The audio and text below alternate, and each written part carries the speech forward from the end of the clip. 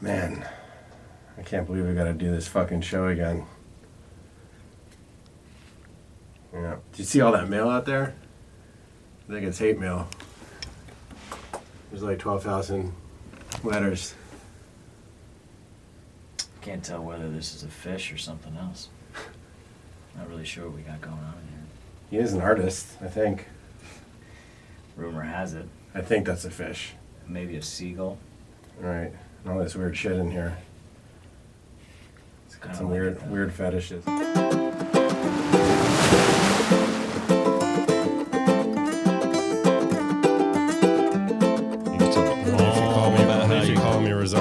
Rosario. You can tell Rosario's back. You tell me all about how you poop in water. Yeah. Poop in the ocean. That was my thing. They're like, how are we all connected by water? I'm like, well, I poop in water. That was where my head first went to. I've pooped in the ocean. It's quite freeing. You don't even have to wipe. It's pretty. I've done that too. But I've done that before. I've done that while I was surfing. It was pretty liberating experience. Are we rolling already? We're rolling. We're rolling. Yeah. Oh, really? Connected by water. I had to. Open for business, baby. I had to. Yeah. So today, hi. We have our show regular on, Mr. Troy Ganter. Ganter. Okay, and our new friend. Did I close my eyes? Yes, Oh, that's good. nice. That was good. Matthew Williams. Yeah. Does it matter, Matthew? Do you prefer? Doesn't matter to me. This All is it's all family here. All right, We're all connected by water, I guess. Yeah. Yes. I got that right. How do you think we're connected by water? For me, wow. You can even speak philosophically too. I was going to say, I was going to go philosophical because it was one of those things that when I got my shit together, they said like, what do you see as a peaceful thing? And I just see like blue ocean and blue water. And I remember the guy was just like, all right, when you feel like you're going to fuck something up, I need you to go to that place. And I haven't thought. Can we curse? Absolutely. Oh, sorry about that. I usually don't know, but you can. No, feel free. I normally don't. We want your Listen, I'm gonna speak to the public on this too. If someone curses, please don't be shocked, whatever, because I don't care. I don't give a shit. Let me say it that way. Oh wow, okay, now I feel all right. I did it. I said it. Sorry, Mom, but whatever. No, it's a free, open forum. Okay. You know what I mean? I mean, we keep it light and fun and everything like that. We don't get too hardcore, but if you're in the middle of a thought train or something like that, I want you to be who you are. Don't ever stop that, please. Yeah, no, I mean, I typically don't curse that much, but sometimes that definitely happens. No, that was appropriate. It was one of the. It's very inappropriate. No, that was appropriate. Oh, appropriate? Yeah, okay. Yeah. Sometimes it's warranted. Sometimes it's life, man. Sometimes it's warranted. But that was definitely one of those things I remember Dr. John said. He was just, think of that when you're in a point where you're not feeling like you can connect to anything else. And I literally haven't thought about that. Literally haven't thought about that in years. See, that tells me some magic is going to happen today. Yeah, I think it already has. Years. Right. Yeah. So, all right, tell me a little bit about yourself, because this is literally the first time you and I are seeing each other in the flesh here. Right. So, no, this is great. A little bit about myself. I've been down here. I'm from New York originally, but I've been down here since 2009. Where in New York? Right outside the city, Westchester. Oh, yeah. Yep. Cool. So I grew up there, but this is the second place I've ever lived this long. It's been about 10 years since I've been down here, and I came down here for employment. I was a teacher for a long time and taught at a really nice school, had connections to a lot of awesome people through that. I kind of wanted to create my own thing, but also kind of run away from the North at the same time. Without knowing that, I look back at that, and you get to uncover those things when someone prompts you to do so. And my life changed and completely. I did a 180. I don't even know how to say it, but my life is a lot different than it was when I got here. Okay. I came from a great family. Mom and dad are awesome. 2 older brothers. Like everybody's like, if you could say normal, quote unquote. Mm-hmm. But everybody has their stuff. But I just couldn't. Every time I went somewhere different, and like this will lead into how I kind of met Troy, but. I came down here and worked and lived like kind of like a double life, and did some things that were questionable. Mm-hmm. And the gray area, we talked about over lunch. The gray area. What's the gray area? Just that area that we try and stay far away from now and keep things black and white. And there's no, if it's questionable, if you're doing something that's questionable or you're doing something that some people may see as detrimental to any other form of person, place, or thing. That would be the gray area. We talked about that over lunch, but I was doing things that, that didn't constitute being a good teacher or coach, still drinking and drugging and bartending and doing all that stuff. And, caught up with me on, in May finally. And, it led me to a point of where I am today, which is, I sought out help and cried out for help and struggled to get to where I was, to that point. 'Cause like anything else, I looked at things that I did as, oh, it's okay. I can get out of this. I can do this. I can overcome this. And if I do this right, and I always had like plans and strategies and, manipulate this person or that person to do what I want. And it was exhausting, absolutely exhausting. So when I finally had enough and I cried out for that, it was May 15th, I believe. I was in Gun Club, if you're familiar. I feel like we're out in Naples, by the way. This year? We are. Yeah, we're super We far, are super out, far we west. are out in, yes, we are We're out here. This is our Everglades studio. We I call like it. Right? Because everyone always like looks at me like a weird eye, like I really have to come out to you, don't I? I said, Yeah, we do. Sure This do. is great, though. The studio's awesome. Thanks. I like it. It's cozy. It's home. Yeah, for sure.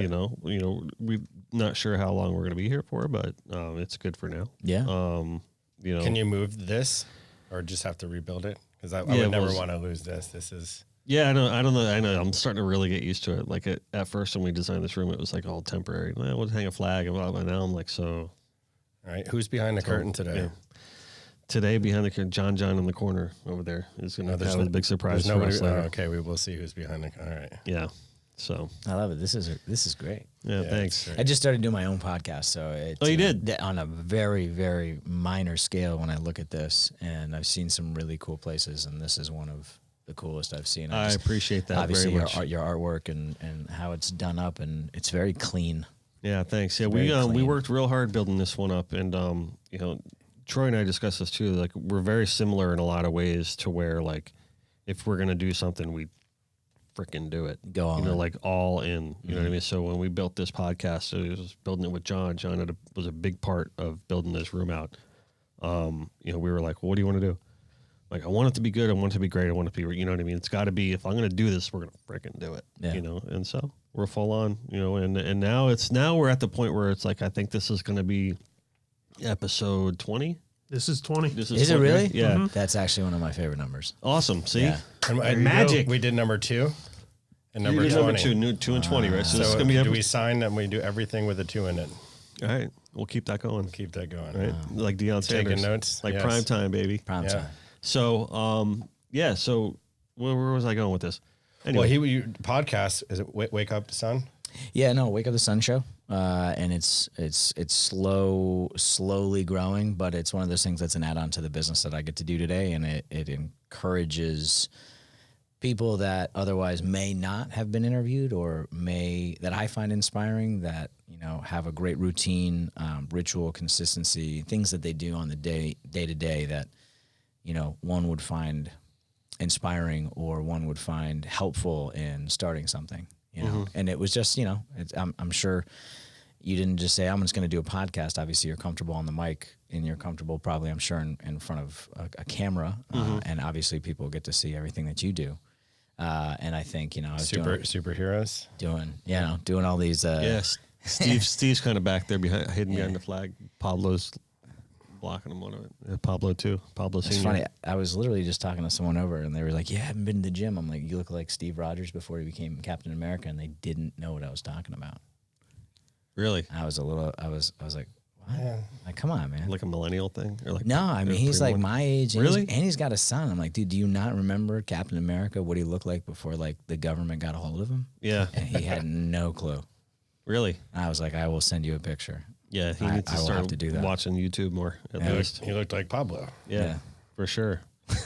So tell me a little bit about, you had your own podcast now. What drove you to start that? Because I know what drove me to start it, right? First of all, as we talked about, I'm a little bit out west here, right? Yeah. But we deal with the saltwater community mainly, all day long in Coral Springs, my heart's in Pompano, like all day long, right? So I would have all these conversations. People would come out to see me all the time. And if I wasn't Pompano, I'd probably never get anything done, to be honest with you. I had people in and out all day long. Sure. But they would come out to see me, but they want to make sure the drive, it was worth it. So they'd sit and they'd talk to me for like 2 hours. And I'm like, well, I might as well start putting people on the mic because we got a great thing going here. We could talk about the community and what binds us all together. We're all connected by water, right? So that's kind of what drove the podcast.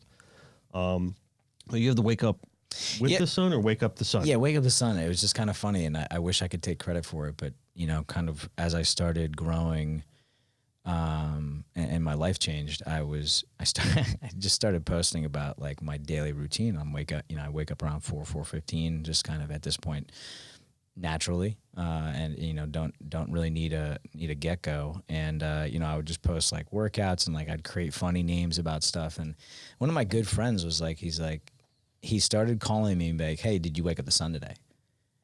And I was like, wake up the sun. It's good. And then he would consistently say it. And he's just like, after waking up the sun, you did blah, blah, blah, blah, blah. He's like, you get more done before 10 a.m. than most people do all day. Some all week. And I'm like, oh, that's kind of cool. Like, you know, wake up the sun.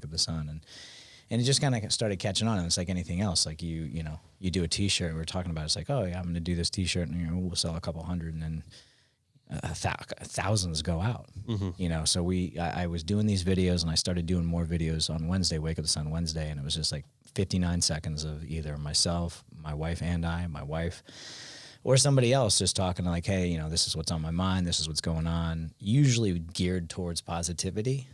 You know, not, you know, I try to bring that to social media.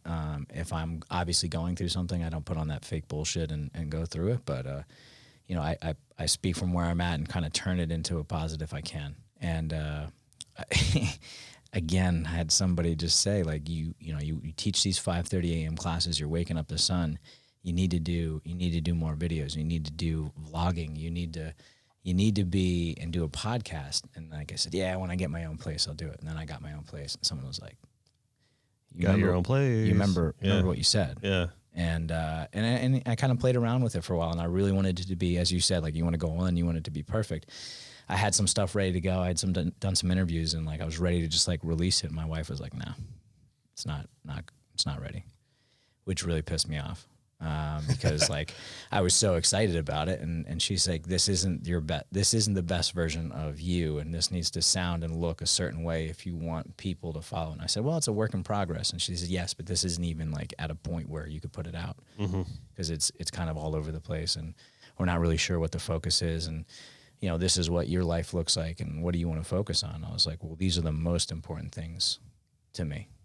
And like a lot of the things, like the snack bar that I create and everything else, is like important to me. Fro Pro Snack Bars. Fro Pro Snack Bars. And a lot of those things and the flavors, selfishly, are things that I like. I like peanut butter and jelly. I like coconut things. I like key lime. I like chocolate, vanilla. Like, you know what I'm saying? So it's like I'm not creating something for the masses.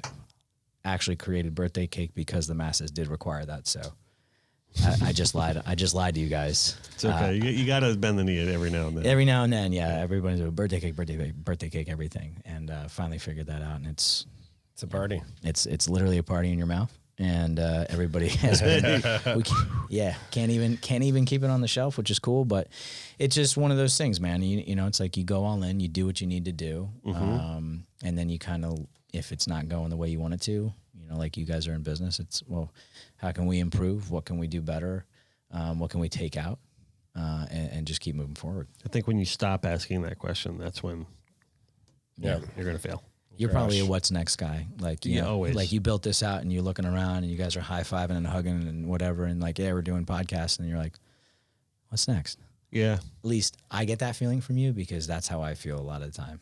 No, we're moving. I'm already on Christmas next year. 2020. Yeah, that's what I'm thinking about 2020 Christmas. I was just thinking you need a studio now that you have your own headquarters. Yeah. After sitting in here, you're like, that room when you walk in to the left, is that it's a little addicting. It's a little addicting being in this room. Well, it's funny hearing my own voice in my head and your voices because I have literally this set up, but just the mics. And I'm on my computer and I'm doing stuff. I have everything here and like guiding me as I'm doing it. We have a video kind of going, but it's a work in progress. And I've seen, it's called like Media Zone. And my buddy was telling me about it where you go in and someone capitalized and I made a business and said, hey, you want to do podcasts? Podcasts are like the #1 thing going on right now. Come to our studio. For $100, you can talk for 2 hours. We'll give you a full edited tape and video, and you're out. And I was like, wow.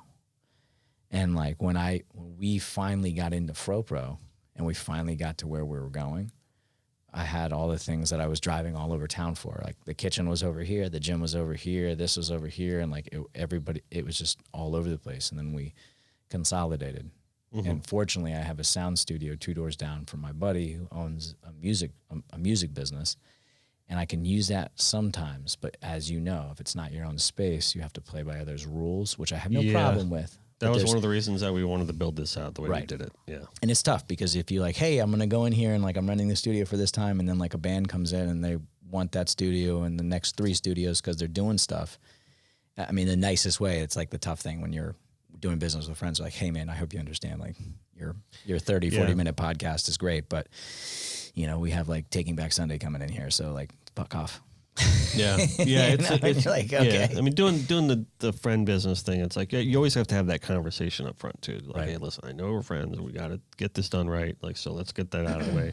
I think that's important anytime you're dealing with friends in business, because some people have that policy, like I don't deal with friends in business, which I think is incorrect. I love dealing with my friends in business because I have a lot of like-minded individuals around me. Mm-hmm. We do great together. You know, I mean, Justin and I do great together. We're all friends and everything like that. But I think we always have that.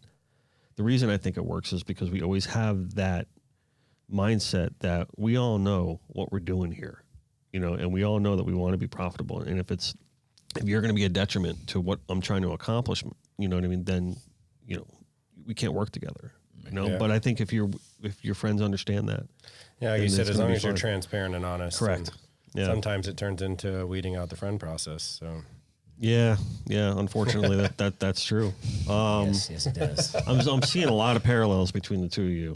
This guy changed my life. So yeah, I hope so. No, but I mean, that wasn't the case 3 years ago. With you know, not just the path, but just maybe the attitudes and the thought processes behind what makes you tick. Seemingly, I'm starting to get that about you. Is like it's very much the same way you are. In a lot of respects. How did you guys originally get together? Cassie. Yeah, I was gonna say his wife. Yeah, we just went over this. I picked up my 3-year medallion in recovery. It was a couple weeks ago, and I asked his wife to present it to me. Yeah. And it was really cool because it was in honor of the significant others in our lives. That when was this? 3 weeks? Yeah, 3 weeks ago? Congratulations. A couple weeks ago. Thank you. Congratulations. Yeah. Good for you, man. Start of September? No. Yeah. September 30th, but it was just in the beginning of October. But it was just to honor that, you know, our past of how much pain and suffering, not only we went through, but how we put those around us through. And now that we get to live a different life, that in a good recovery program, we're still working on ourselves on a day-to-day and out there trying to be of service to others. And sometimes, not proud to say, but it's like for the better of us, it's for the better of us around us. And it sounds selfish, but sometimes I felt like my wife still always got the shit end of the stick. So it really meant a lot for me to have Chelsea come up, that's Matt's wife, and present me, and to kind of honor that and how grateful we are that, you know, we've had these women who have stuck by us, especially for me, because my story, you know, put Cassie through a lot, and we almost split up. And then she came back around, and she had I know Chelsea had brought this out and brought tears to my eyes about how, you know, they were kind of on the verge of kind of going public with where Matt was at in life, and it ended up being with Foot Locker and Asics, right? Mm-hmm. And there was this video out there that he released and launched, and he was, you know, running the marathon for his dad and for recovery, and I saw it, and I was put myself in treatment, and I had a therapist and everything, and they're all, you need a sponsor, and my wife's like, this is who you need. Mm-hmm. And she used to work out with him years before that, and everything kind of came in a full circle. And I was like, yeah, I'll wait for him, you know, to ask me to be his. And that's not how it works in this world. I was my job to ask him. So, and that's as simple as that. I found somebody, not, you know, if it were up to me, I would have found somebody that was exactly like me at the time, doing all the bad things and everything. So we could have hit it off and had this great story together. To find out that I needed somebody that was regimented, tough, stern, disciplined, consistent, and all these things that I've ended up struggling with my whole life. And because we're sitting here parallel today, it's because, you know, he shows me how to do it, and I surround myself by people like that. I take the suggestions, and now I am more consistent than I ever was and more balanced than I ever was. Lots of progress to be made, but It's amazing. I got the goosebumps that my life has changed because of him and what he showed me to do and the man he showed me to be, and it's amazing. It's really amazing. That's good stuff. Yeah. So you ran a marathon? You were a marathon runner? Yeah, I'm a runner. So I mean, like, I'm not like, you've I'm always not been that a runner. guy. You're still a runner? I enjoy, that kind of training for that race actually ruined running for me for a period of time. I just well, that's like kind of what was getting at. So, like, how do you run marathons and run that? Like run, if someone, if someone were to say, hey, because I've been there with the life you're talking about, that with with the partying and everything like that. So I know it'd be very tough, like, to wake up the next morning and freaking run 26 miles. Well, yeah, no, I mean, like I think training that kind of extensively. I mean, obviously, I wasn't drinking at the time, and when I used to do both of those things, I mean, there were times I'd be bartending until like 4 a.m., drive home, questionable state, and then say, I have to go show up into class. So what's a logic thing would be someone would lay down and maybe get a nap. I would go to the gym, try to sweat everything out, shower, and then go stand in front of a classroom. Like, I'm not proud to say that, but that's what I did. And I think training for that race and training properly, because when I got sober in 2010, obviously felt like, like when you're young and you're like, I'm invincible, I can do anything. Like, you feel so good that you're finally, like, I lost 30 pounds of like bloat and just feeling good, and been exercising. And it was almost questionable because I was like, lost so much weight. My brother was like, buddy, like, you look good, but like, this is really, really light for you. And I was like, yeah, no, I'm going to do this. And like, I'm going to run the Miami Marathon. And, with no training, I hopped on like the tri-rail because I couldn't drive, and like stayed with a friend, woke up, said, hey, thanks for letting me stay here, and then like ran out like to American Airlines Arena, and then just like ran the Miami Marathon. And I didn't do it well. At about mile, I think the most I ever ran was like a half marathon or just over, and around like mile 15 or so or something like that. My body was like, yeah, buddy, like, this is gonna suck. You're gonna die. And I was a couple times, yeah, literally. There was a couple times my knees breath were gonna come back. Yeah, my it wasn't even that. My endurance was great. It was my body just wasn't used to it. Okay. My knees were on fire, my ankles, everything else, and I finished the race barely. I came in like last medical station, wrapped my knee up, and I like ran like like an awkward kind of like hobble across the line, and I was just like, man, I finished my first marathon. And like, even though I was in so much pain, I was like, I can do anything. I just ran a marathon without training for it, but I realized that's not the smart thing to do. So I physically trained for this marathon. It was tough. My body, New York and hills, it's a lot different than flat Florida.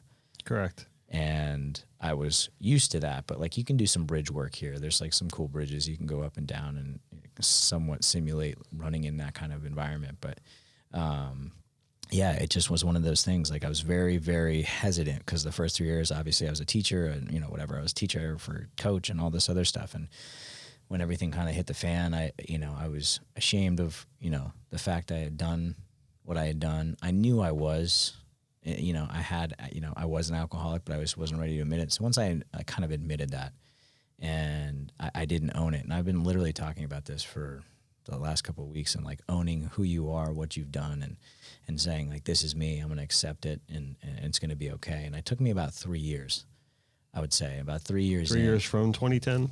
Yeah. Okay. About 3 years for me to say like, yeah, no, I'm an alcoholic, and kind of own that. And that's when I started saying, like, if I can help, we sat down with a bunch of people, and people like, you have this, like, so many good things going on, but like, why, and who are you?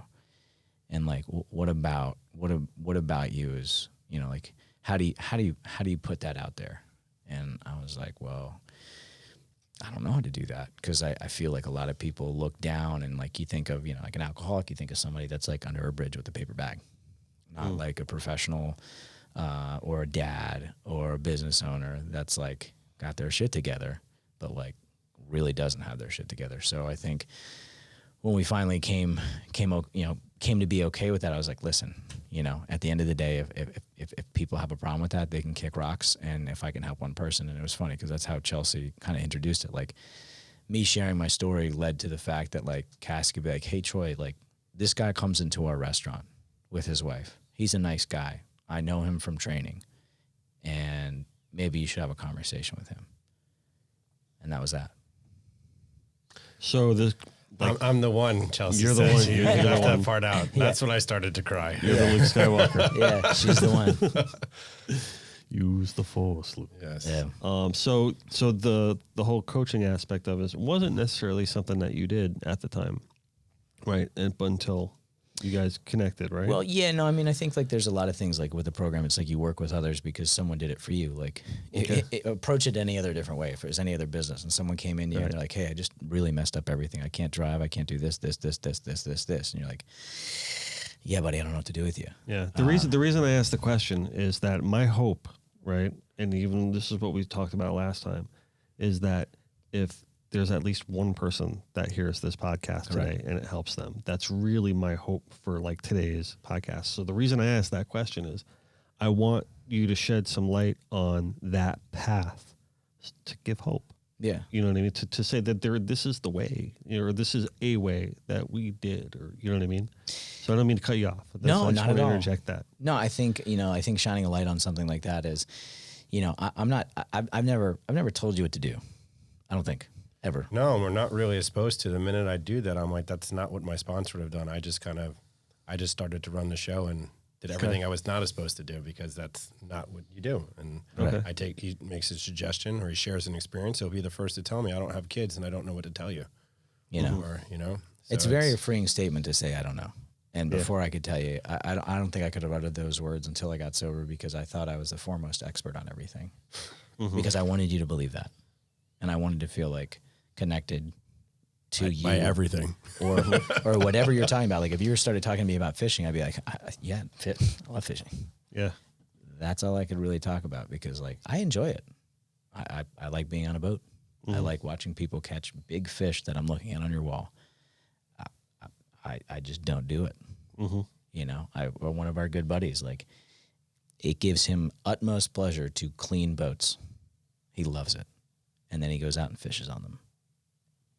And he loves it. Like it's whatever your experience is. And I found that like you share your experience, strength, and hope. So like if you're trying to shed light on that, it's you share your experience, strength, and hope with somebody. I don't have experience in something. I can't share it with you and give you any strength to it because I don't have anything to do with it. Or I could point you in the direction of someone that does. Like I don't have any kids. I used to work with children for close to 15 years. So I can give some kind of interjection, but I know it's a totally different ballgame when you produce those kids and they're from you. I don't know what that feels like. I have a gentleman cat. I think he's great. Yeah. But that's having kids is weird. Is that a gato? El gato. El gato. El gatito. And we keep talking about cats on the show, John. Do we? Yeah, we keep, I don't like cats. Well, we foster cats now. You do. We talked about Liz that. does, yes, right? So we're fostering kittens now. We kept one, right? And now we have these two, like we got rid of 4 of the 5. Wow. One we kept, right? And the next day, 2 come in like this, and one's got one eye. Like it's because but they're cute What's and his fuzzy. name? Yeah, it's not Willie. It should be Willie. What is it? But it's Harvey, and the other one's Willow. Okay. So I'm like, that thing, they should have been switched around. But that was a good movie back in the day. Remember that? Willow? The little guy? It was kind of creepy. Willow Offgood. Yeah. Yeah. Anyway, I'm sorry to bring up cats. So, but that's kind of where it goes though. It's you share where you're at and what you've gone through. It's like when I there's certain people like I lost everything. Job, driver's license, car, money, like everything that you would be like, man, well, how'd you survive? And it's one of those things. It's like I leaned heavily on those people that had been there before me and got to a point where, I just took their suggestions, kind of like how we operate, like I'm going through some stuff right now, like nothing drastic, but like I can talk to Troy about that. I can tell him where I'm at.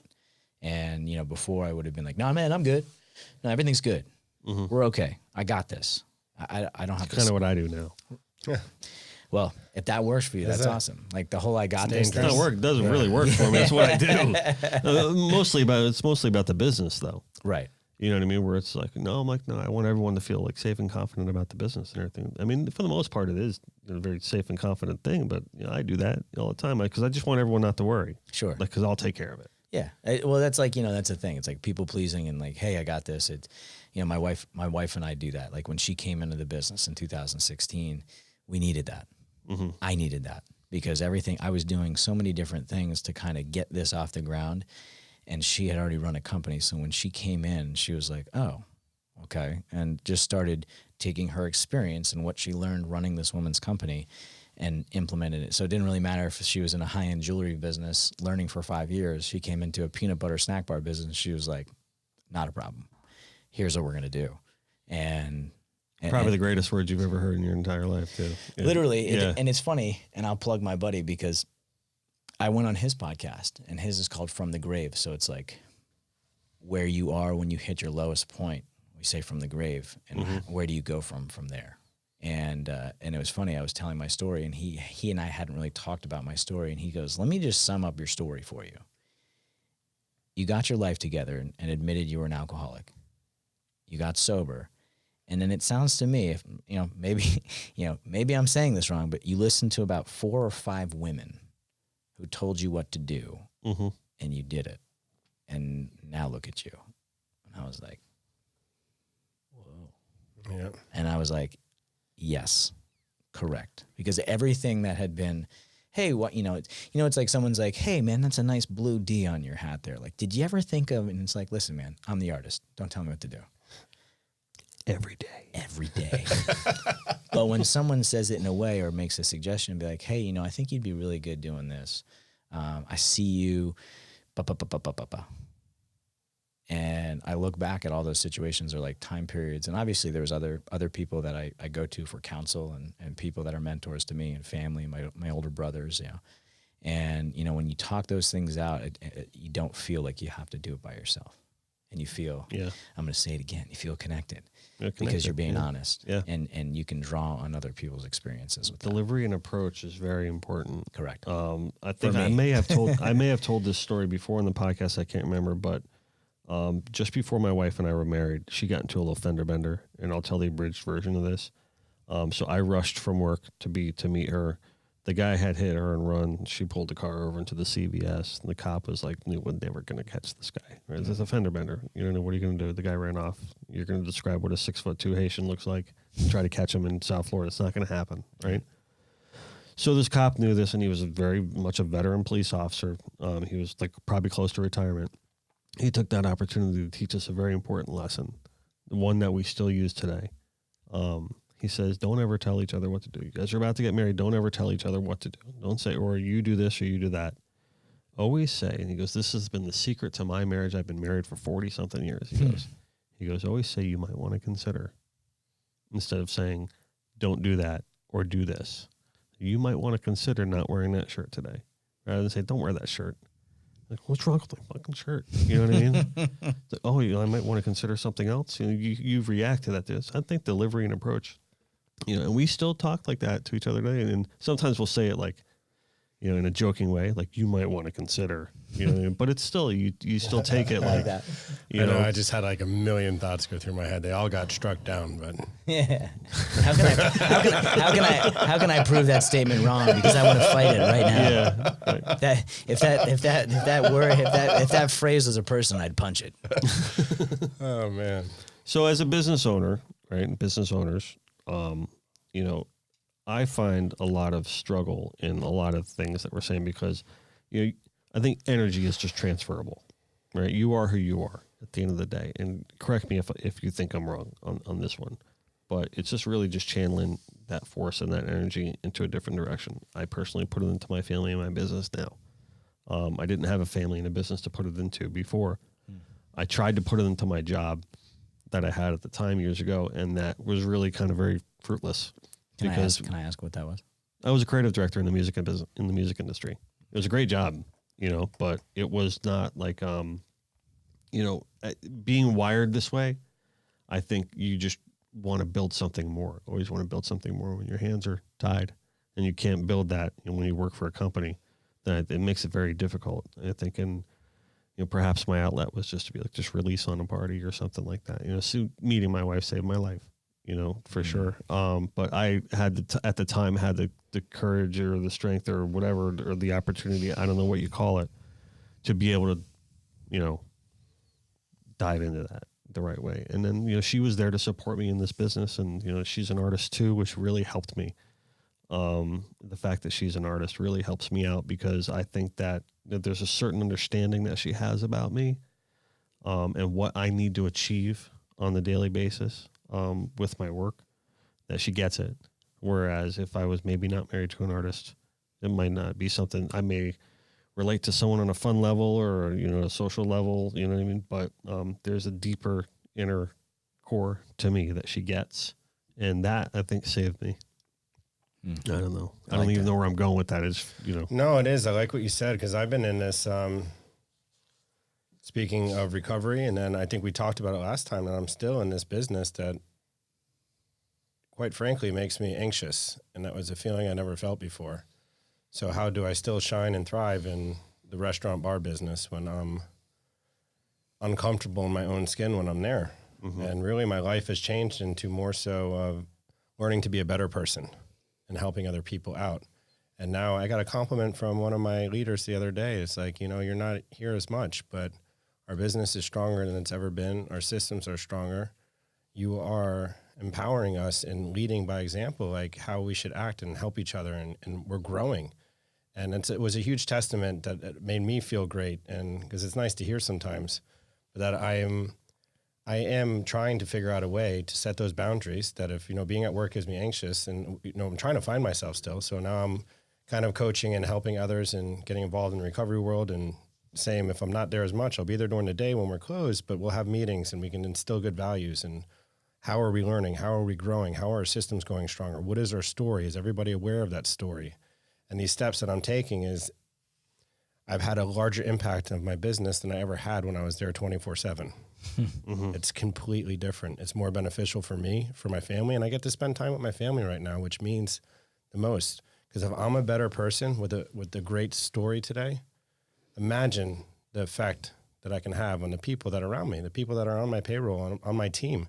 And if each one of those people can kind of come in and have a great story, imagine the experience they're going to give that customer, or imagine the relationship they're going to have with their teammates, where everything I was doing before was almost creating a chaotic story, and it was shining. We were thriving and busy, but things were like, to fall through your hands. They were a little the chaotic and loose and not organized. And so I couldn't be happier today that, God has brought us to where we are today. And I'm all the cliches, living life one day at a time and trying to grow stronger and asking for help and being honest, like all these things. And I wanted to say this before and I'm kind of all over the place now, but like everything that I've learned from Matt and from being in recovery, and not to get spiritual, has brought me closer to God, has made me a better person, and has made me focus on helping other people.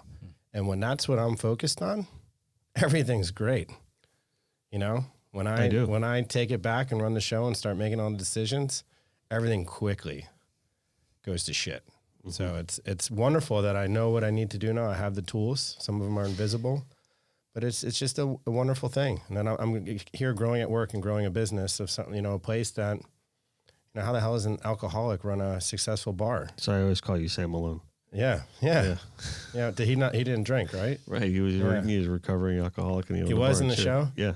Yeah. See, I didn't even pick up on that. That's why he drank his way out of the Boston Red Sox. He was a pitcher for the Red Sox, and then he drank his way off the field and opened the bar. And that was the thing. It's funny you bring up, not funny, you bring up God, but you bring up God, and it's a very good timing for that too, because I was also going to comment that, you say my wife saved me. Part of the reason was it really brought me closer to God and brought our family. We're raising, our family, under God's eye and everything. And, and it's really very fulfilling for us and gives us a lot of strength. And you mentioned before, what were the three aspects? The experience, strength, and hope. Yes, experience, strength. Because I was going to say it sounds a lot like faith, hope, and love. Yep. And there's a parallel there in my mind from what I see, because, you can find a lot of strength in God, like strength through his love. I know we don't talk about religion and politics much on the show, but only when it's really warranted, I think. Well, I think this is warranted, because I think finding that strength in God really helps a lot of people get through things. I agreed. Yeah. I think a lot of it boils down to, there can be whatever words there are, but it's like you're either living in faith or you're living in fear. And like I have faith in what? Faith in a higher power, universal, whatever you want to call it, God. If there's people listening that have something else that's great, or if they don't believe, that's fine. But everybody believes in something, even if they believe in something that doesn't exist. So I think whatever it is and whatever works for you, as long as you're not, getting in your own way, or you're not actually hurting somebody by what you believe in, I think it works. As long as you're not God. That's a correct. Good thing. I was listening to something today. That's what I heard. One of those things I heard at the very beginning. One of my mentors and somebody said to me, he's like, "Let me tell you something. 2 things. There's a God, and you're not it." Yep. And I was like, "Hey, man." Yeah. Your ego is not your amigo, my friend. Yeah. No, it is not. I love that. We said that today at lunch. He said that at lunch, and I was laughing. I was like, "Yeah, it's a good one." That's why I tell you, I was at my retreat, and a little Mike G, man. Mike G is from Guyana, and he told his story, and it was pretty impactful. He stuck with me that whole weekend. Till today. Oh, I still talk to him. Yeah, and then he'll text me every now and then. He's actually in Israel right now. But anyway, he not to get too deep into that aspect of it, but so hey man, your ego's not your amigo. He'll still like text it to me. When he said that to me, it like hit me like a ton of bricks. I'm like, you know what? Maybe that's been a little bit of my issue, And so taking a step back and looking at things from that perspective really helps me out too. It is, and it still always helps me out, because that's when and I'm grateful for the awareness. I don't always act out as much as I used to, but that's when I start to realize, like, hey man, your ego is certainly getting in the way. You're trying to run the show. You're trying to, in essence, play God. Yeah. Trying to have a part in everything and control everything. And, you learn that when you're trying to control something, it controls you, and to let that go is a struggle. It's huge. Yep. And I call him, I'm like, man, I just can't let it go. Yep. I don't want to. It's not right to. And it's that's all in me that I gotta overcome that. I'm so grateful that I can ask for help, and that's what he said. It's and as a man, it's something I never ever did, ever. I needed help to get something that I was going to get out of you. I had a manipulative way to ask for things or go about things, but just to be open and honest, and I can't do this, or I'm struggling with something, was not, was not a thing. Yeah, it's crazy. I had a situation last week where I had to call someone that I used to do business with, and I wasn't trying to get them to come back and do business with me. It was a vendor, right? That we, like, earlier in the year, there was a misalignment of how he was working with this customer and I was working with that customer. So I called him out of the blue. I said, listen, I'm not trying to work together with you. I just want to make sure, are we okay? You know what I mean? I want to make sure that you and I are personally okay, because I don't want to move on, and we're in the same industry and stuff like that with you maybe having a bad idea. He's like, no, you're making amends. Yeah. And so he's like, no, he goes, no, it's just, we had that similar customer, and if we're going to be aligned like that, maybe it's not, I said, I appreciate your honesty. I said, I was just happy about the call. You know what I mean? And he goes, no, he appreciated the call too. And it ended very well, but it was in the back of my mind that maybe that person had a problem with me. And not that maybe that would have fixed my ego, that if they didn't have a problem with me anymore. I just wanted that settled in my life, if that makes sense. It does. It's a good feeling. And I think that's important when you talk about making amends, is that maybe you can't go back to every little aspect in your life, but if you maybe like control your own biome a little bit and making that a peaceful place to be with everyone that resides in it, in your world, then to me, that's always a helpful aspect of just living and being and feeling okay with, because if there's people that you're going to run across on your daily life and there's going to be a little friction there, I'm at the point in my life where I just assume smooth that over with that person rather than avoid it, because I think that's kind of baggage and you harbor that stuff, whether you realize it or not. I don't know. I don't know if I'm just rambling about that. No, it's true. If that makes sense, but it's true. And I think a lot of opportunities present themselves in a better fashion when you're doing what you're supposed to be doing. Yeah. When your thoughts are genuine and your intentions are good or godly, it's the right things happen. Yeah. You're always right where you need to be doing what you need to be doing, but you don't see it until your head's out of your ass and Yeah, you texted me. take the right you texted steps. me something like that one day. That actually helped me out a lot. Yeah. It's like, well, I wasn't where I was needed to be doing 3 years ago when I was doing all this shit. I was, no, I was right where I needed to be to get to where I am today. And I'm right here now. It's just always trying to, I was working with somebody the other day and there's all these problems. And I'm like, look, man, you were there and you're making fun of the situation you're in and you're making fun of this guy. I'm like, maybe you were just supposed to be there to shut the fuck up and listen. Mm-hmm. And it was like, wow, you know what? Maybe my lesson for today was patience. And, it's a wise man once said that you're brilliant if you could always find the positivity in something. Mm-hmm. You find the learning experience. So it's a lot of times I get down on myself or down on somebody else or, things didn't go on my way or my expectations weren't fulfilled. I love that I have that default almost today to kind of sit back and say like, no, there's something to learn here. Yeah. I might not just be seeing it. Maybe I got to, ask for help. I got to talk about it, but there's something. I believe in it so strongly. And if we work on that at business now too. What are we learning and growing and what is the solution? Somebody said the other day, I've been sharing about it forever. They said, don't say the word problem anymore. Use the word challenge. Mm-hmm. This is a challenge. And now that put me in the solution business already to overcome a challenge. There's a problem. It's just then I start to focus on the problems and this is happening. That person did this wrong. There's no hope in that word. There's no hope in the word problem. Hope. Yeah. Yeah. Yeah. But the challenge is like, yeah, we got this. And then right away you're in the solution business. You're in the game. Mm-hmm. You're in the effort business. The effort business? Yeah. I like that. Yeah, that's his. I like that. It's his jam. It's definitely, it's my jam, but it's definitely not my original thought. So it's, we're not in the results business. We're in the effort business. Just get up, put forth the effort, and whatever's going to happen is going to happen. And wake up the sun. Yeah. Wake up the sun. So what kind of guys you bringing on the show? I've had a mix, actually. I'm really stoked. One of the guys, he's actually fighting his first fight in the UFC this weekend back in Boston. Charles Rosa, he's a local fighter. Came down here to get his life together. Mm-hmm. Was crushing it and then got like something happened medically and he had to take like a year off. And like he's been training the last year and a half. This is his first fight back in his home turf. So, I got to interview him. I've interviewed a couple of cool people, trainers, owners of gyms, independent business owners, maybe you can come on the show one day. Absolutely. He's a fisherman and me, yes. I still have to get this guy on the show. We'll just sit on the other side of the table. Yeah.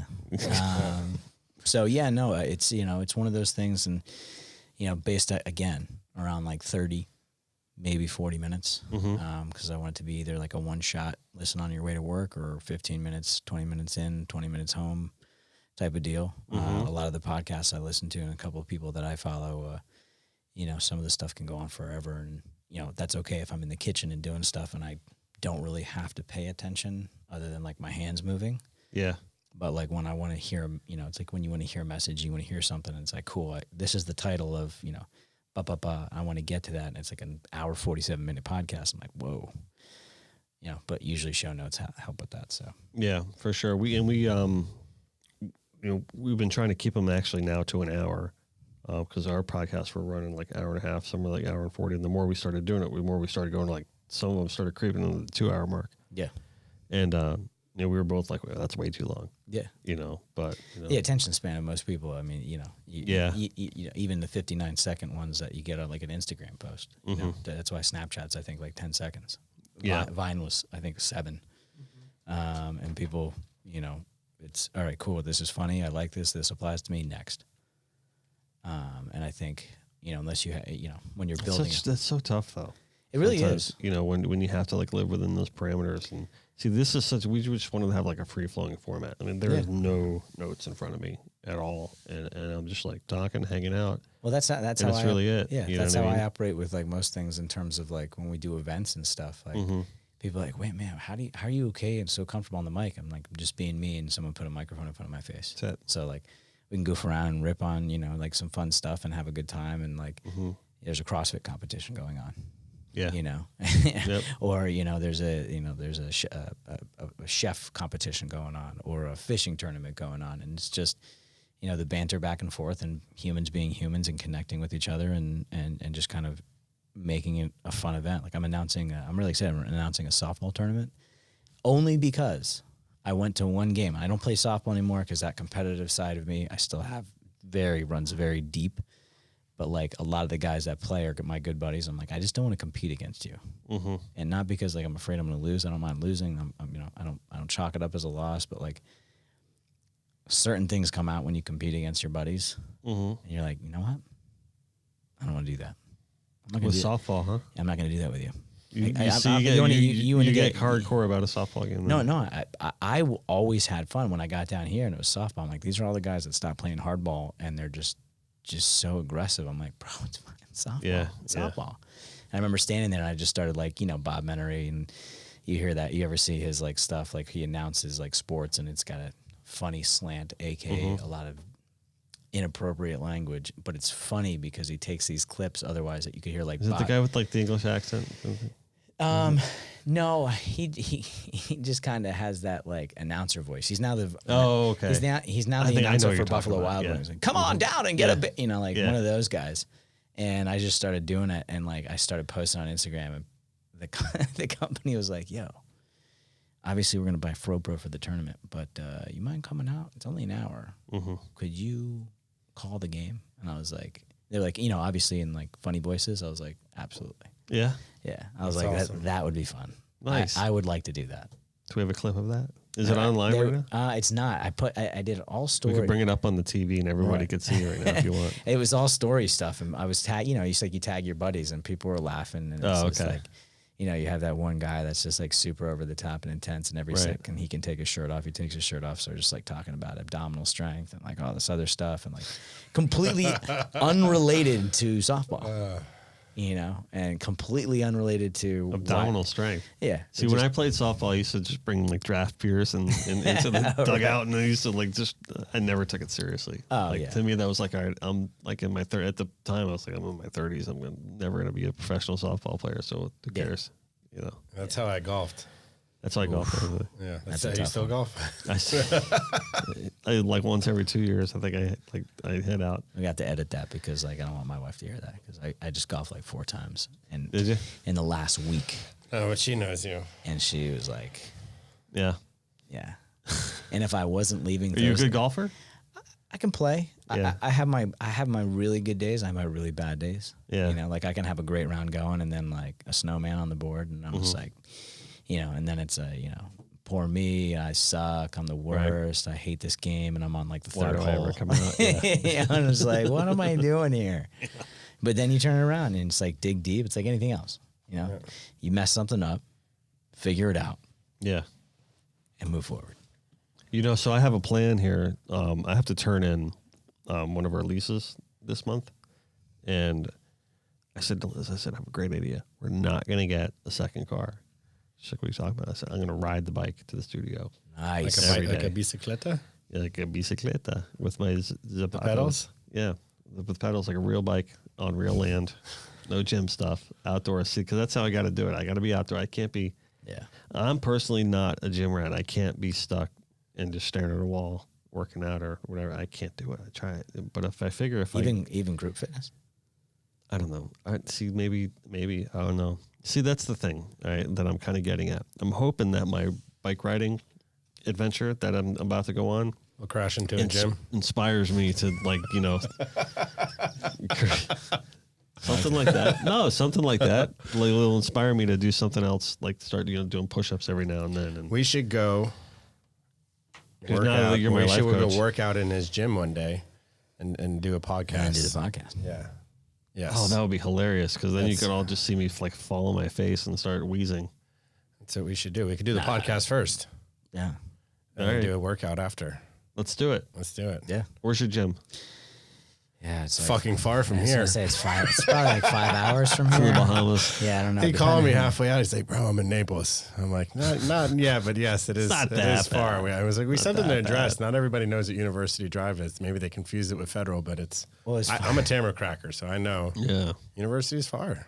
Well, it's funny because I was telling Chelsea I was coming. I come here. out to your restaurant all the time, though. I know. Everyone going east is quicker. Yeah, It's worth it. it is. You're so excited. But I was telling her, and I was Less lights. I was saying, yeah, no, I think I'm gonna be down in Coral Gables, and like, she's like, Coral Gables. I'm like, yeah, why? That's like right down the road. She's like, Coral Springs is right down the road. I thought when you text me it was Gables, and like, she's like, you drove down there the last 2 weeks to go to Whole Foods and demo. And I was like, no way I'm going to Gables. I was about to be like, Troy, hey, man, it's been great. But like, I'm going fishing today. I forgot I was but then I checked the thing, and I was like, oh, La Bamba Coral Springs. All right, cool. We're a good 20 minutes away, a.k.a. 45, a.k.a. an hour, a.k.a. an hour and a half to get home. But that's fine. Yep. That's why What were you demoing? Our bar in Whole Foods. So it's like you stand there, and it's like, if people don't know, you have so much stuff to kind of go through. You go to the store for usually the things you need, right? I don't know what kind of shopper you are, but people are like, I'm a horrible shopper. Right. So it's like, but most people, I'm an in and out. Like I don't like to walk around the mall. I don't like, hey, I need this. I think that's a typical guy thing. It's like, hey, we need bananas. We need, we need some lettuce, and we need some cereal and a case of water. Right. And I'm good like that. If I have direction, I can put the blinders on. I can be in and out, and I'm done. Right. But when I go to a store and I don't have a goal in my mind, I'm done. Let me tell you. I'm like, yeah, that looks great. And I'm going to end up with like carts full of crap. I've been to demos, and demos are usually about 4 hours. So I'll get there 11. I'll leave at 3. There are still people there that have a full cart or filling their cart at 11 when I get there that are still fucking there when I leave. Really? And I'm like, man, you have 4 hours to shop at Whole Foods. And like, they're doing something right, because guess what? You go there, you can get your food, you can eat. Yeah. You have a lot of things. I was going to say, I don't think people are doing that at Publix. Now they have bars in some of these Whole Foods. So you can get sushi, you can get a drink, and you can literally hang out there. You can listen to music or do karaoke and pump in a Whole Foods. Yeah. It literally, it's a place for entertainment, which is great. But with so many different things that are there, we have to show up and be like, hey, this is, we have this like little area right here in this refrigerator section that you may not look at. But I'm standing here and like, here, would you like a delicious peanut butter snack bar? And they'll be like, oh. Is there peanuts in it? Yeah, and then you get the questions, be like, oh, this tastes like peanut butter. I'm like, yeah, I know. That's why I asked you if you wanted a peanut butter snack bar. Peanut butter snack bar. Is the birthday cake on the shelves? Peanut butter snack bar. Is the birthday cake? So the birthday cake is not on the shelf anymore. Oh, because Paula has been upset. Yeah, everybody's been upset. Yeah. What happened? It's not a party, and it's not a Why party. is there no more birthday cake? You did the birthday cake. You test samples, you get everybody's opinion, and then you do it. A lot of things go into that. People are just like, oh yeah, like bang it out. Like, but you have to have the packaging right. You have to have the nutritional information right. So I said, let's just do like 1,500 bars just to see. 1,500 bars, and we'll put it out to our top 3 stores. And the most we've ever seen, like 2 weeks, they kind of go through it. Gone in 4 days. I was like, oh, that was quick. So not on the shelves in a good way. Yeah, no, in a good way. Because they sold, and not because you took them off. Whole Foods a different beast. Okay. To get into that process, to get another SKU in there, like you kind of prove yourself. So we went from 4 locations in Palm Beach County with just our best 3 at the time: cacao, vanilla, and mint. So chocolate, vanilla, and mint. Okay. Proved 4 stores. Amazon bought right when we got in, and we had been in that process for about a year and a half. We get in the store. They put us on the shelves. The guy that got us in the store is like, hey guys, congratulations. By the way, I just got a promotion. I'm moving to Atlanta. So like our guy left. And I was like, well, it's fun while it lasted. Right. And then once it dust settled, the local program, which they just kicked out like 2-3 weeks ago, really focused on stories and focused on the people behind the product, and like blew up our pictures, and like everybody that's local got coverage. And it was really, really cool. And the issue is like, now you go from 4 stores, then they opened us in Broward, gave us the 3 stores, and they said, you know what, let's just kick out Miami. And then like literally a month after that, they said, you know what, why don't you guys just do the whole state? Let's see if you can facilitate that. So it's 29 stores. Florida's its own region. So we're in 29 Whole Food stores. We live here. Our furthest store is in a different time zone in Destin. You know what I'm saying? So it's like these things that I once thought never possible are possible, but it's like tough to get to all these different places, and you focus on your wheelhouse. Boca's our home base. They looked at us like after a period of time, they said, hey, these are great numbers. How about you look at these stores in Miami, because these stores need to be bigger in terms of sales. Like not in a bad way, but they just said, hey, you're doing great, but these should be more. And you go in there and you find out why. Like, my bars are behind that TV. You don't even know they're there. Yeah. It doesn't matter if I'm standing here giving you the bars. If you can't see them or you don't go in that, like I've been in the middle of the entire store, like the epicenter of the store at the top of the shelf. And you're like, well, here's the reason why no one's buying it. Yeah. I didn't even know it was here. It should be here, eye level, where everybody else, where you see the other things that sell that are similar, right next to the this, and this that people grab every day. And so it's just part of the process. Yeah. And it's, you know, like the thing with the birthday cake is you go to like our top 3 locations that aren't Whole Foods, and those guys are crushing through bars, and like, you know, we did the 1,500 gone. So are they going to come back? Or? Yeah, and that's the other thing. Then it comes down to, it's like what everybody says, like you're doing everything in-house, you're doing everything yourself because you want to make sure you do it right. You want to keep the quality of the product the way it is as long as you can until you have to expand, whether you expand it internally or you go externally and look for another producer or a co-packer or something like that. But we have a great team. It took a long time to build this team. You know everything about team and what it looks like and having the right things and the right people in the right place. And we just kind of said, okay, well, this is going to do well. We're going to have to make this permanent. However, to make it permanent, you have to work with obviously suppliers just like anybody else. And the supplier's like, hey, I'm so glad it's going well. It's going to be about a week and a half before we get to you because you're lower on the totem pole, which is fine. It's just part of the deal. Like if I was ordering 2,000 pounds of it, I'd probably be at the top. You know, I'm ordering a lot less than that. So it's just funny how it works. You know, it's just supply chain stuff and distribution, and we try to facilitate everything ourselves and learn the process. So eventually when we train people and we start bringing more people on, you can say, I did this. Like I started wrapping in a cellophane wrapper, cutting the wrap myself with a knife, wrapping the bar and putting a sticker on it and putting a sticker on the back like you would print out like a white label. So every single bar meant like a lot. Still does. It still does. No, but I mean, especially when you give one of those away, you're like, man, No, it reminds you when you tell your sampling stories. You know, and it's crazy because you know, it's like anything else. You provide a good or a service, and people, you're not going to please everybody. That's the truth. Ever. You know, like that's something that especially with the peanut allergies today. No, and I said, he's like, well, why don't you come up? I said, no, we do have that. You know, we have an almond butter. Whoa, I'm allergic to almond butter. Whoa, yeah. And it's like, hey, you know, like maybe this bar isn't for you, and that's okay because guess what? There's 200 other bars out there, and I obviously I want people to try Fro Pro and eat Fro Pro and love Fro Pro, and I think we're the best tasting snack bar around. And I don't think that's a biased statement. I just think everything else I've tried, and I've tried a lot. Have you had one? I think we're the best. No, I haven't. We will ship you one. Don't worry. Awesome. Yeah, I dropped the ball here. So good. Because I was literally running out, and that was on me. I'll go buy one. But amazing. You know, it's just one of those things, and everything behind it. It's a peanut butter snack bar, and like I've heard the whole gamut of people say, "Oh yeah, cool man, you like invented a peanut butter snack bar," and I'm just like, yeah, no, but it's a lot more than that. You know, like my goal, as you said, is to take this platform and say, yes, we have a great tasting snack bar. This is what we're all about. The second chance, the making the comeback, reaching one person that's like, wow, you flushed your life down the toilet and were a teacher, a blah, blah, blah, and master, blah, blah, blah, blah, blah. And you now took something that you enjoyed and turned it into a hobby, a passion, and now a full-time career. And I don't think of that. I don't think of it that often. And people have to sometimes, like people I don't see on the regular, like, hey man, do you ever just stop and just think?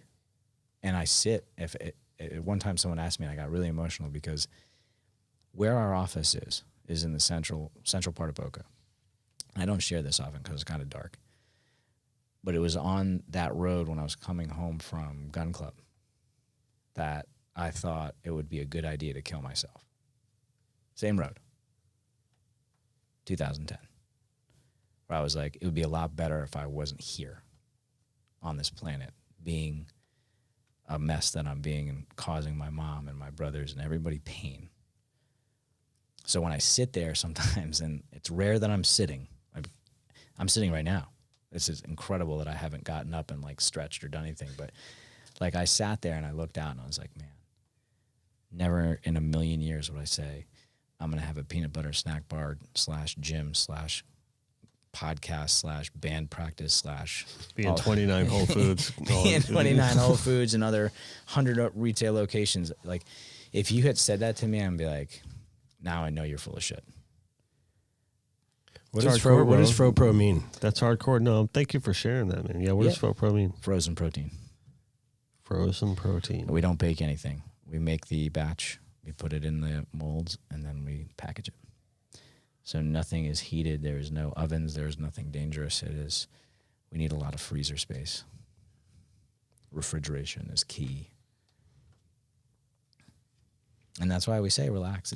You got a guy that hosts a podcast, Speechless, now. I mean, I'm back to what you just talked about. I mean, that's good for you. No, and you said, you talked about it. Like, when you say, you don't say the words, I was saved lightly. And when you said that, I was like, all right, this is my kind of guy.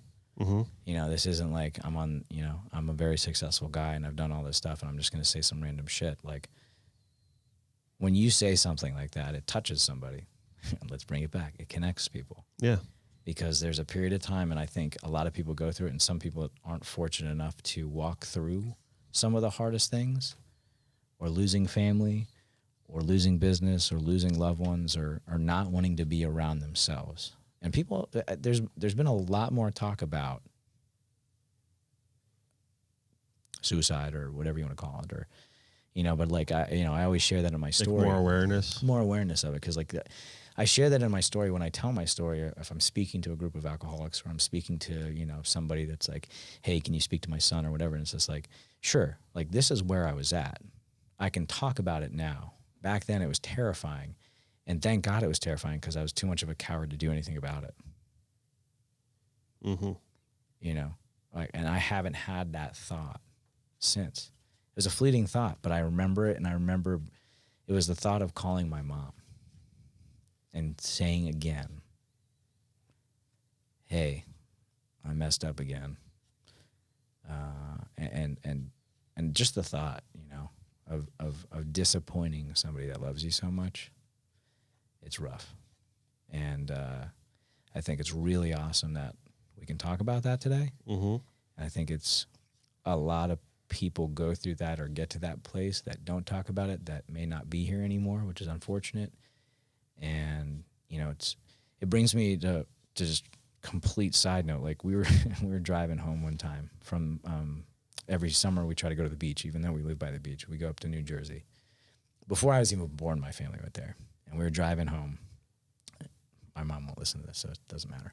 She doesn't listen to podcasts. She's like, the phone's... It's okay, I won't be offended. The phone is evil. The black mirror. She's always like, everybody's listening. But she's not wrong. We were driving. we were driving home, and it was my wife, my mom, and I was driving, and we're talking about this, just the timeline. We're talking about life. We're talking about all these different things, and it got to the point where my mom still thought, and this was probably 7 years of me being sober. I just celebrated 9, so it was probably about like 2 years ago, where she still thought it was her fault. Mm-hmm. And that ripped my heart out. A parent's going to do that every time. And again, I can attest to that. And I'm not a parent. And I said to her, and even Chelsea was like, Barbara, like, like I was like, Mom, you're the greatest mom ever. You did an amazing job. I was totally different than the other two. And like, we had really, really shitty times, but like at the end of the day, like it was all on me. It had nothing to do with you as a parent. And she's like, well, you never said that to me. And I was like, oh man. Yeah. I was like, I'm sorry for never saying that. I'm sorry. Like, not like, hey, I'm sorry. Right. But like from the deepest parts of like every apology I could ever utter to you, it is not your fault. Like I felt like I was in Goodwill Hunting. I was like, it's not your fault. Yeah, every time I hear that, I think of that scene. It was actually a very powerful scene. People make fun of it sometimes. But chokes me up really every was, time. Yeah. Because it's one of those things, and it's, that we hurt, like Troy said it earlier, we hurt so many people, and like we don't care because it's all about us. Yeah. And now that we're not there, and we're graduating out of that thought process and focusing on how can I be the best husband or the best dad or the best coach or the best podcaster or the best, how can I do this the best? Not because I want people to say I'm the best, but because I want to genuinely give it everything that I have and put forth the most effort to do that. Just to do it. Right. No, just it's true, because I mean, I look at this show, and yeah, I want it to be the best it can be, but not for any other purpose than what you just said. You know, I mean, it's like, all right, you look at like a Joe Rogan podcast, so it's like millions and millions of followers, and it's great, and it's a great show, and you know, it's cool. Yeah, I'd love to be on that level, but there's nowhere in my head that I'm going to say, yeah, we're going to get to that level. You know, I just want it to be as good of a show. You know what I mean? And then if it can be, then that's great. Yeah. You know? But yeah, I mean, I just want to do is like in everything. Maybe that's also the artist in me. I just want to do everything as good as it can be done. It's an extension of you. Yeah, exactly. It's something you enjoy doing. So for sure. You know, I enjoy doing a lot of things. You enjoy doing a lot of things. And you act like, you know, every time I talk to you, there's something new going on that you want to do. And I'm like, man, like, that's amazing. I don't ever think it's too much. You know, there's some people that can't handle it, and they have all these good ideas and they don't do anything. They just spin themselves in circles. You know, like, but I think when you have that vision and you have a clarity and you have an awareness of who you are, what you want to do. And again, you may spread yourself too thin. Like, no, we're super thin around here. True people. Yeah. I mean, I may not look it, but we're definitely thin. And that's the thing. It's, you know, we spread ourselves out because we want to do so much. And it's, you know, we were talking about connection at lunch, and it's like the simplest thing of, you know, my wife and I going on or eating dinner and going on like a 1, 2, 3 mile walk. We see each other every day for business, everything we do. She's very involved and very supportive of everything else that I do, and vice versa. But when we go on a walk and there's no phone, there's no nothing, and we're just walking and talking, and it could be about business, it could be about whatever. The connection there is so much stronger. And it's funny because, like, her and I talk about it.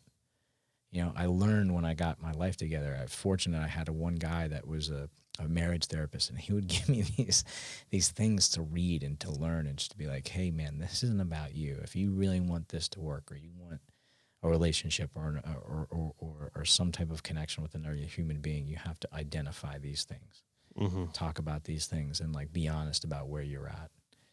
And I think that's been like one of the strongest things. And it sounds like such an old person thing to say. We're going to go for a walk after dinner and it's going to be great. Yeah, but maybe sometimes you need to do the basic things. And, you know, in this day and age where technology rules all, you know, and everyone's always like your neck bent down looking at a phone and everything. And, you know, whether it's YouTube or now with smart TVs, you have the access at your fingertips to anything you want to watch at any given time. Yep. So you are thoroughly entertained in all aspects of your life at all times. It's a challenge to break away from that, right? Because it's got you so ingrained, and everyone feels like if they text you and they don't get a response in 2 minutes, then you're an asshole. Correct. Which I hate that.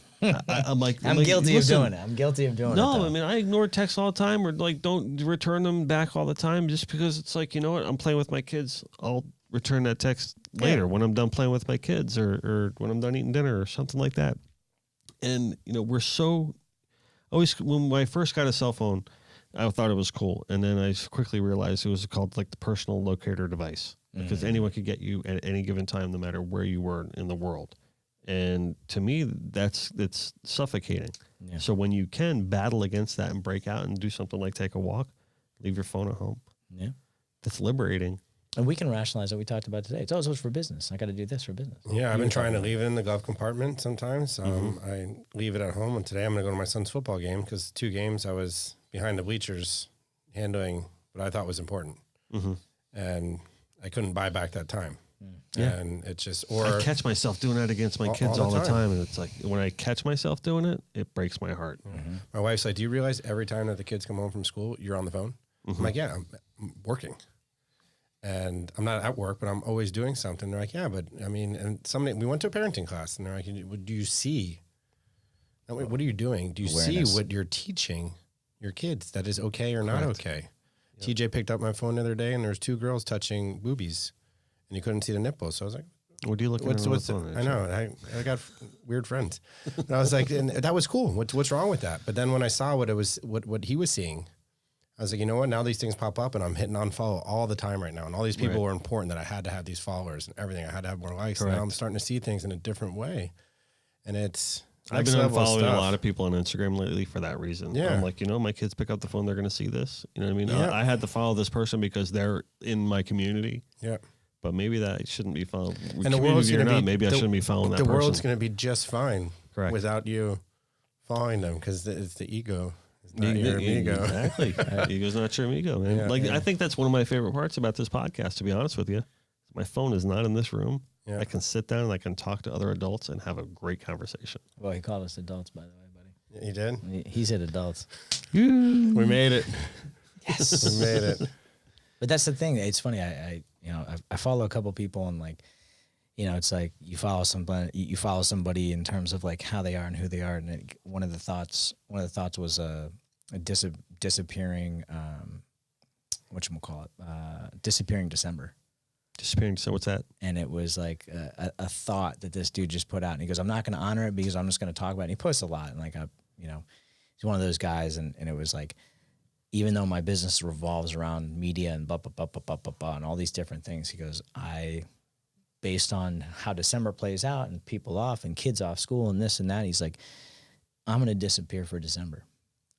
I'm not saying officially yet, but if I disappear from December, that means no LinkedIn, no Facebook, no Instagram, no TikTok, no Snapchat, no nothing. You've been challenged. And it's one of those things. And I was like, man, it's tough in the e-commerce business. Right. Yeah. That's what I'm saying. But like at the same time, you do everything and you take that stand. And it's like, okay, is someone going to buy a shirt from somebody else? Maybe. Is someone going to buy another painting for someone else? Maybe. But at the end of the day, it's like, who are you really doing this for? Mm-hmm. And I look the same way. It's like, someone's going to buy another peanut butter snack bar if I don't, I'm not on there and I'm not telling my story. But at the end of the day, it's like, it's okay to take some time off. Yeah. I have to. Yeah. Like once our new site goes live Friday. See ya. I got to take some time off. Yeah. I got to do something. And it's tough. It's full circle. So we all talked about what's next for all these what's next guys. So man, I'm telling you, it's like just like tons of stuff and tons of plans laid, and it's all this. It's like I'm like looking at the next year. I'm like, when am I going to take time off? You know what I mean? I got this scheduled, that scheduled, this scheduled, I got Liz in the background going, let's take the kids to Universal. Let's just get out of town for a little bit. Let's just do something, And I'm like, you're right. We got to do something. I was going to say, you could take them there because it'll make you feel a lot better about yourself because it's the most unhealthy place on the planet. But yeah. Well, all right. Oh, see, now the challenges are starting to come here toward the end. And I sat there one time. So you peeled back the layers on Dennis now at this point, and now you're coming in for the attack. Zing. I went there one time, and I only say that because I just sat there, and I just was like, man, it just looked like people go there to be so happy, and there's just so many miserable people that are unhealthy, and I was just like, man. And I'm not the pillar of health, but like, I was just like sitting there watching people. And it cost me $1,800 for one day for the four of us. Very expensive. Is it not kidding? Insane. Because my kids were going to fucking freak out, excuse my language, if we didn't buy the Fast Pass. That day was $125 for everybody. About the Universal Studios one? Universal Studios Fast Pass. See, that's why I want to stay at one of those hotels. Yeah, because you can skip the lines. And you can show up early in the morning. Right. I think most of them have an hour early entrance. So we go in there an hour early.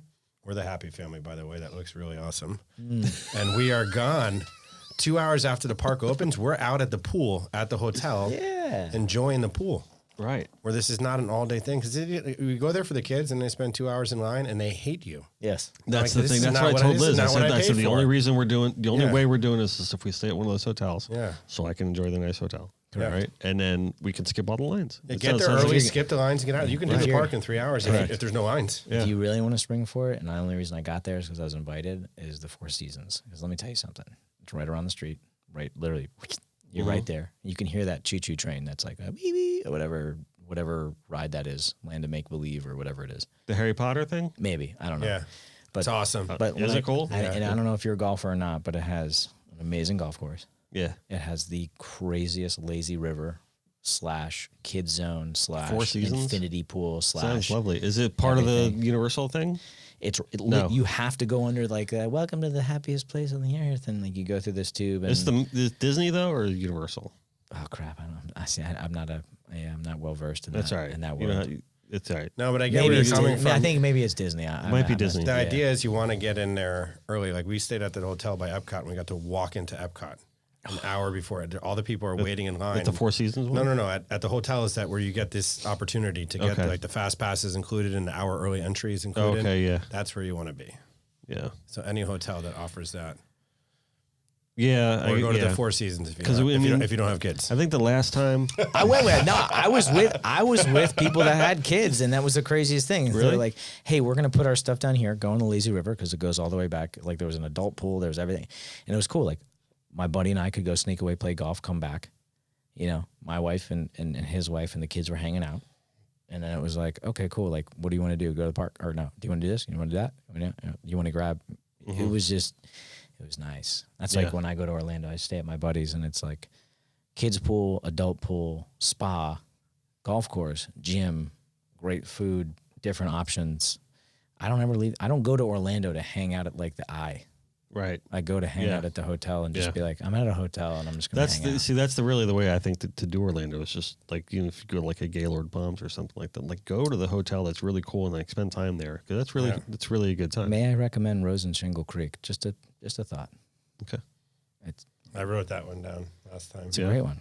Right. Family owned and operated, independent chain. It's great.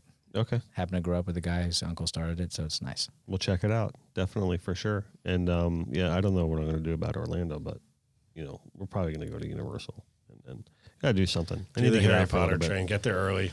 Yeah, we got the kids that are watching Harry Potter now because they've never seen it before. They're 6 and 8, so I don't know. Do it. Yeah. Well, this has been fun, guys. Yeah. It has been. Next time we get to work out and eat Fro Pros. You'll get to eat the Fro Pros before that. Well, see, I'll be a bike riding fool by then, so I'll be a little bit prepped. You can ride your bike there. No. That would take like 10 hours. Were you in Boca? Yeah. No, I'm not riding People my do bike that. to I'm Boca. gonna get guys like Yeah. rode his bike to Cocoa Beach. I was No, like, see, wow. I'm not there. Yeah, nope. I'm not there. Sounds like a fun time for that guy. Yeah. Yeah, I'm going to ride my bike in Coral Springs and stay in Coral Springs. I used to ride my bike from Tamarack to the beach. To the beach. Really? Yeah, with a surfboard on a bike. Get out of here. Swear to God. Yeah. Are you serious? My mom wouldn't let me on the bus, the public transportation. So we were several times we rode it, and we thought it was the coolest thing ever to have that kind of freedom. Yeah. To I wouldn't. Can I imagine having my kid do that today? No. No. It's a long way. bike ride. Yeah. Yeah. Well, especially with the way traffic is now, it's different than Yeah. it was then. Everything's different. It's Yeah. crazy. But I don't know.